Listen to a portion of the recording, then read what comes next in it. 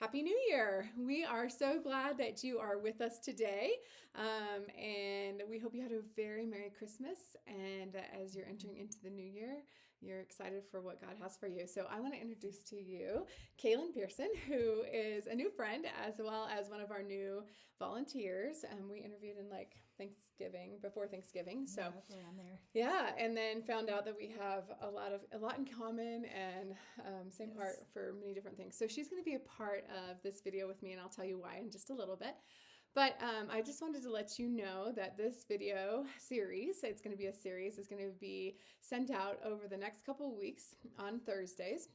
And the reason that we're doing a video series is because our training that we were going to do for small group leaders on January 13th is canceled. And in its place, we're going to do this series of video trainings. And the reason it's canceled is because that week of January 13th, I am going to be at Denver Seminary.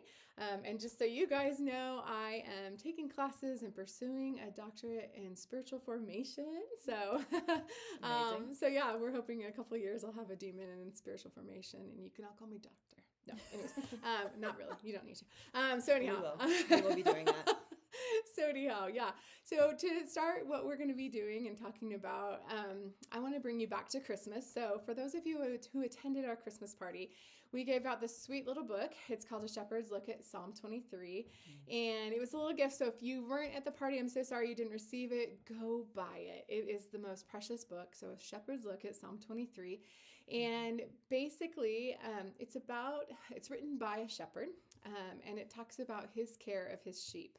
And basically, for him sharing what it is like to be a shepherd and how he loves and cares for his sheep, how he walks with them through difficult times and scary times, how he protects them, how he anoints their head with oil. If you read Psalm 23, I'm sure you can understand every single line of that. But we talked about that at the Christmas party. And then as Kaylin and I were talking, I found out that she does a training as well. So that's what she's going to be sharing with us. But as you're heading out of Christmas and the busy Christmas season, I hope that you had some time in between Christmas and New Year's to rest a little bit.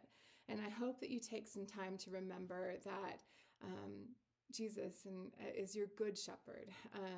Your Father, is your good shepherd, and He has good things for you. And I hope you'll take time to really even just read through Psalm 23 if you don't have the book, and just take time to remember who He is to you, and allow that to set the stage for 2026 for you. So with that, Kaylin's going to be sharing a little bit about her training that we're going to be giving to you, and it's based on the word shear, and shearing sheep is something that shepherds do.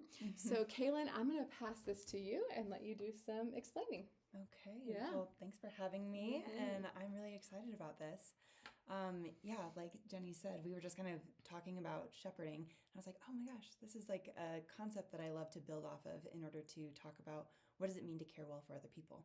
And so I kind of built it out with the acronym of S.H.E.A.R, because shearing sheep is a really important thing that shepherds do. And listen, I'm not a shepherd, so I didn't know very much about this. I had to look it up. But in what I've learned about shearing sheep, from what I understand, it's a very delicate process, but a very firm process. And I think that's the balance that a lot of us strike when we're walking with people through hard things and when we're caring for others, is you have to be so tender, but then also at times firm in belief and that you've got someone and that I'm with you and I'm going to take care of you and things are going to be all right. And more than anything, that's what God does for us. And so I think it's this really beautiful balance. And another part of shearing sheep that I just love is wool is protective. Wool is supposed to be there. It's good. And yet, if it gets overgrown or it's untended to, it can be a little messy. And not just that, but it can cause damage. It can cause hurt. It can create a lack of connection between a sheep and their young. It can also create just like an unsafe environment when there's, disease or infections, or you're gathering mud and dirt and then you're still saying, hey, come and get close to this. It creates a really unhealthy and unsafe environment. And so I think we can kind of translate that a little bit into care of people.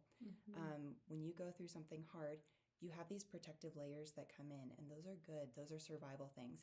And yet, if they get overgrown, if you don't like really tend to them, then they can cause damage to you or kind of the environment that you're in. And so I think that's kind of what we get to walk with people through in these different groups that all of you are leading, is you're walking with people who have said, okay, I've gone through something that's part of life, and now I want to like be in a space where I can talk about it so that it doesn't get overgrown, it doesn't cause damage to me, to others. I want to be healthy and I want to be in a good spot. And so that's kind of what you get to come alongside them in doing. And so I think that that can sound overwhelming. And so I know all of you do this so well already. So this is probably just a reminder of the basics. Yep.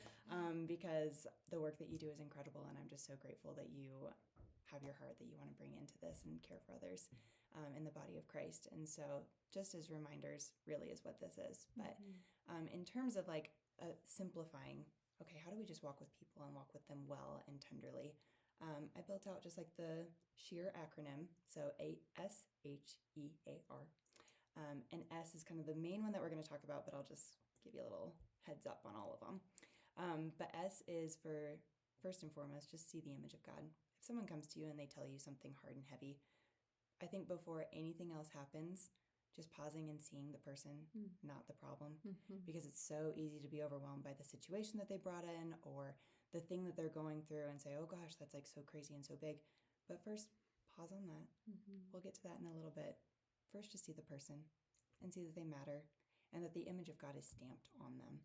And that means that there is this inherent dignity and importance and value and belovedness. And if we can first and foremost see someone's belovedness, everything else will come really simply, because at the end of the day, that's what we want to know, right? Like we don't want answers when we're going through something hard. We just want someone to say, hey, I see you and I hear you and you matter. Yes. And I think that's what God does for all of us. But when we can just be a reflection of that to say, I see you, I think that just creates a lot of value. So that's kind of first step. S, see the person, see the image of God. H is hear them. So then before anything else, just affirming little words, just, hey, I hear you. Hey, what you said, I hear you, and that means a lot that you would trust me to share that with me. Just affirming like, hey, what you just said, it's not lost on me. I got it. Like, I'm here with you. From there, E is empathize. So then, man, that's really heavy. Hey, I'm sorry that you went through that. That sounds really sad. That would make me upset. Or like, you sound angry about that. And it just hitting on the emotion, I think, can carry a lot of weight too. Then A, ask one more question, at least. Because I think that it's one thing when someone comes and shares something and you're like, oh, wow, nice, cool. But then you jump to the next thing. And I think sometimes it can be a little scary to bring something up in the first place. And if you just jump to the next without someone saying, hey, also, I'm so sorry that, for example, hey, your dad passed away. I'm so sorry about that. What was his name? Or whenever you want to, if you want to talk about what happened, I'd love to hear more. Any of those things where it can just create an open space because you're showing that you're curious and that you're there and you're present and you're interested. I think that goes a long way. So A, ask one more question. And then R, the last one, is just to remind them that they're not alone. Because when we go through traumatic events, trauma is ultimately your response to a situation. And so that trauma gets emphasized and gets bigger the more isolated and alone that you feel. And so when you can be reminded like, hey, I'm going through this, but I'm not alone, that's going to have a lot of impact later on.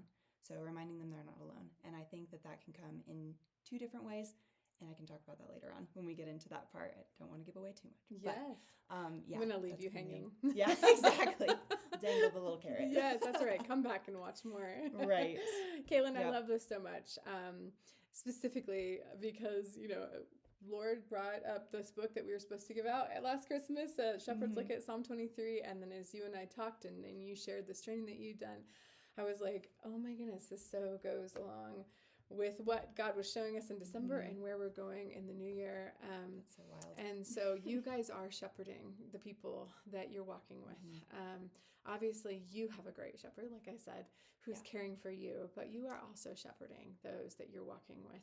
And that is taking steps. And I loved see the image of God first. So thank you for even sharing that one, which is first and foremost. And then, Yeah. of course, the next ones we'll talk about more to come. But that see the image of God and just stop and see the person before the problem is so important, because I know we have people come in all the time, and it's really easy to see all that's going on, Yes. rather than really see that person. So thank you so much. Absolutely. Anything else that you want to share before we end for the Yeah, just as like kind of a last closing thing, I think that what I would want to just encourage you, like Jenny said at the beginning, is it's so easy to get through the holidays, the rush of the holidays, and then you just rush into the new year. And I think just taking a pause to say, okay, hang on, let me be prepared as I step in is kind of where I'd like to just land for a second. And so if you are comfortable, I would love just to like pray really quick. So you can close your eyes. You don't have to if you don't want to. But I would just kind of like to lead you in a space right now to reflect on these 5 aspects. And with that, I just want you to like receive them instead of thinking about how you can go and apply. I think first, just pausing and receiving is a really important step. And so, yeah, I just like to guide you through that if you're comfortable. Yeah. So, if you would just take a couple of deep breaths, settle into this present moment, just pause and notice what's around you, and just maybe your heartbeat, let it settle a little bit. But yeah, God, we just invite you into this moment to be present with us, to care for us, that we can be reminded that you are a good shepherd. And God, we know that you're a good shepherd, and we declare that you're a good shepherd, and we trust you to be our good shepherd. And as all of us have been going on with so many things, I'm sure, right here and right now, I just encourage you to bring up one thing that you're wrestling with, one thing that's maybe been challenging or hard. It can be something from the past. Maybe it's something that you lead your group on, or maybe it's something that is more of a present challenge, something that's going on in your life. But either way, just bring that up. Sit with it for a second. Maybe if it's helpful, I'm a very imaginative person, so sometimes I like to picture myself just holding it before God in my hands. But just allowing God to be in this space with you and whatever challenge it is that you are. And in that space, I want you just to picture God sitting across from you. And before he looks and he sees the problem that you're holding, I want you just to lock eyes with God, that he just sees you. He doesn't see the problem that you bring, but he just sees you, his beloved child, his son or his daughter, the one that has his image and his dignity and his value stamped on you because you carry his image. I want you just to feel the light of that, the kindness of that, the love of that. Just being seen fully by God. And from there, I want you just to imagine that God then sees the challenge that you're facing. And that in that, he says, hey, I hear you. I hear the challenge. I'm not absent on this. I'm not silent on it. I hear this, and I see what you're going through. And I'm sorry that it's so heavy. And whatever emotions that it is that you're feeling around this challenge, just take a moment to notice what it feels like for God to say, hey, I'm with you in those emotions. The big ones, the ones that you feel like you can't feel with God, he's with you in them. And he empathizes with you in them. And from there, we have a God that doesn't stay back, but he leans in. We have a God that gets close. And he says, tell me more about what that's like. Will you talk to me about this? Tell me your heart. Tell me the situation. Tell me all about it. And then he reminds you that you're not alone. And he's with you through every step of that process. He always has been. He always will be. And he's not going anywhere on you. Because we have a God who is loyal, a God who protects, a God that listens, and a God that loves. And he loves so big.